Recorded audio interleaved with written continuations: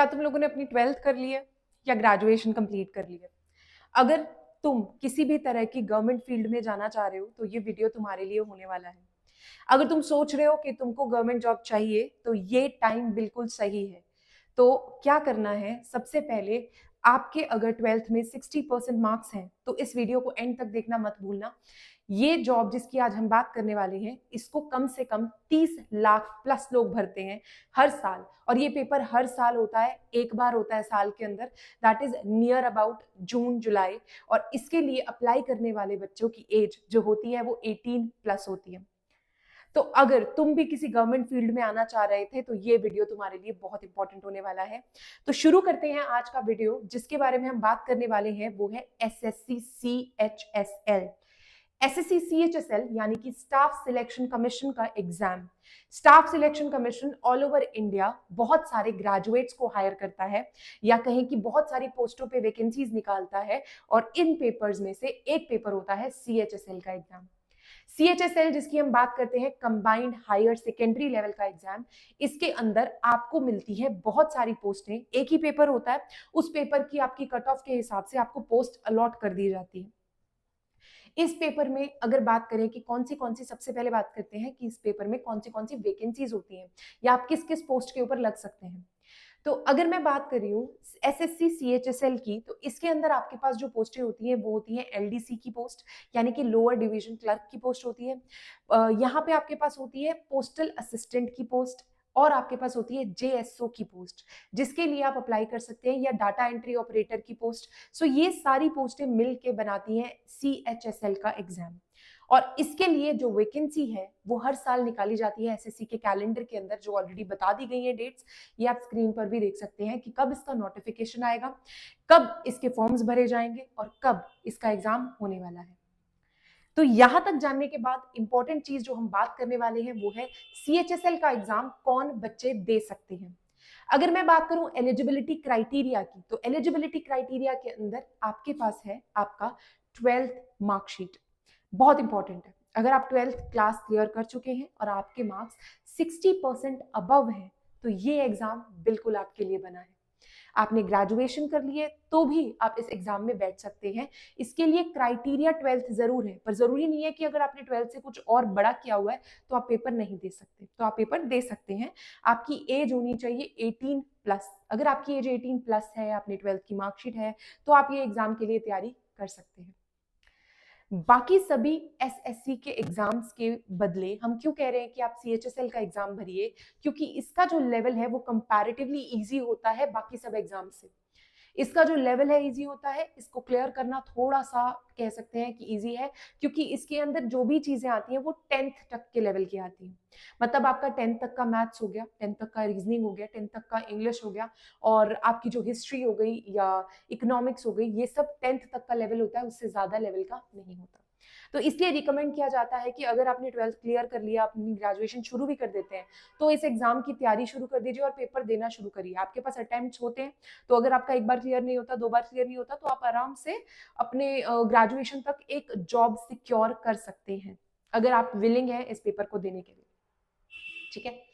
अब बात करते हैं, एलिजिबिलिटी हो गई कि पेपर का पैटर्न क्या होता है। हमें पता लग गया कि अगर हम एलिजिबल हैं तो पेपर पैटर्न की बात कर लेते हैं। जो पेपर है वो 3 हिस्सों में होता है। सबसे पहला होता है टायर 1। अगर टायर 1 एग्जाम की बात करें तो ये एक सीबीटी एग्जाम है, यानी कि कंप्यूटर बेस्ड टेस्ट है।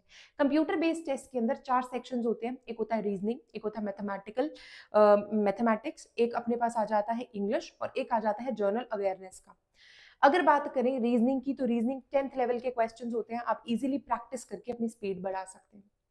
अगर आप मैथ्स की बात करें तो मैथ्स के अंदर आपके पास क्या होता है, आपके पास 10th तक का मैथ्स होता है, लेकिन इसको स्पीड बनाने के लिए आपको ट्रिक्स लर्न करनी पड़ती है। ठीक है। इंग्लिश तक की बात करें तो इंग्लिश भी आपका बेसिक 10th लेवल का इंग्लिश होता है, तो ज्यादा नहीं आता। जर्नल अवेयरनेस की बात करें तो आपकी हिस्ट्री हो गई, सिविक्स हो गई, ज्योग्राफी हो गई, इकोनॉमिक्स हो गई, ये सब चीजें मिलके आपके जर्नल अवेयरनेस का पार्ट बनाती हैं। और इसके साथ ही करंट अफेयर्स, जो इसका कहते हैं सबसे इंपॉर्टेंट पार्ट है। इन चारों में जो 4 सब्जेक्ट्स हमने बात की है, सबके 25 मार्क्स के क्वेश्चंस आते हैं। 100 मार्क्स का आपका पेपर होता है और 60 मिनट्स में ये आपको कवर करना होता है।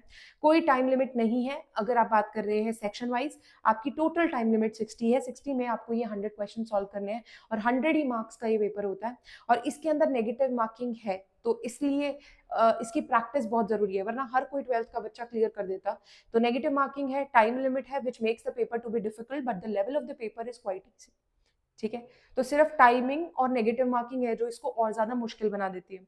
अदरवाइज ये पेपर बहुत ही आसान होता है। टायर 2 की बात करते हैं। टायर 2 में आपको डिस्क्रिप्टिव राइटिंग के लिए दिया जाता है, एक एसे और एक लेटर होता है। अगर आप एसे की बात करें तो 250 टू 350 वर्ड्स आपको एसे लिखना होता है। लेटर की बात करें 150 टू 200 वर्ड्स का लेटर लिखना होता है।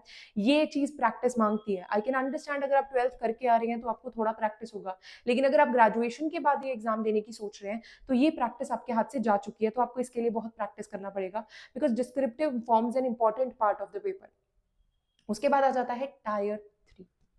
जब मैं टायर 3 की बात करती हूँ तो टायर 3 के अंदर अगर बात करें एलडीसी की और एसए की, यानी कि हमारे पास जो असिस्टेंट जॉब्स होती हैं उनके लिए आपका टाइपिंग टेस्ट लिया जाता है।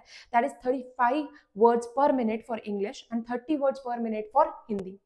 अगर बात करें हम लोग बाकी की डाटा एंट्री ऑपरेटर के लिए, उसके लिए अलग से टाइपिंग टेस्ट होता है प्रॉपर, तो आपको वो क्लियर करना पड़ता है अगर आप डाटा एंट्री ऑपरेटर के लिए अप्लाई कर रहे हैं तो ये सब पेपर क्लियर करने के बाद आपका एक एग्जाम लगता है। ये मत सोचिए कि हम बाद में भरेंगे, मैं इसलिए अभी कह रही हूँ क्योंकि ये पेपर क्लियर होने में भी आपका साल लग जाता है। पहले आप टायर 1 देंगे, फिर टायर 2 देंगे, फिर आपका टायर 3 होगा, उसके बाद आपका सिलेक्शन होगा, डॉक्यूमेंट वेरिफिकेशन होगी, फिर आप जाके कहीं जॉब पे लगते हैं। तो इसलिए शुरुआत अभी से होगी, बाद में इसको लाई डाउन या पाइल ऑन करने की जरूरत नहीं है। अब यहाँ तक हमें पता लग गया, लेकिन तैयारी शुरू कहाँ से करें, है ना। ये हो गया, पैटर्न हो गया। पैटर्न के बाद हमने ये भी बता दिया कि आपको जो काम करने को मिलेगा। अब पहले बात कर लेते हैं इसकी सैलरी की, किस तरह की सैलरी पैकेज देता है। ये आपको एक सैलरी पैकेज, बहुत अच्छा सैलरी पैकेज भी देता है, बिकॉज सेंट्रल की जॉब है तो सैलरी भी आपकी 50+ होती है। इसके अंदर हर एक पोस्ट के अंदर आपकी जो मैक्सिमम सैलरी बनती है वो 50+ जाके बनती है। तो अगर आप इसके लिए अप्लाई करते हैं तो आपकी जो सैलरी है वो भी 50,000 से शुरू होने वाली है अप्रोक्सीमेटली। इसके साथ बहुत सारे अलाउंसेस आते हैं, आप कहाँ पे पोस्टेड हैं, किस तरह के इन्वायरमेंट में पोस्टेड है, तो आपकी अलाउंसेस उस हिसाब से मेंटेन होती हैं। ठीक है, बाकी जो गवर्नमेंट पर्क्स है, यानी कि हॉलीडेज हो गई, एक्स्ट्रा घूमने के लिए जो पैसे मिलते हैं, whatever it is all included, you get all the perks and definitely this is one of the best jobs for students who have cleared their 12th। Okay, तो इसके बाद हम बात करेंगे कि तैयारी कैसे की जाए।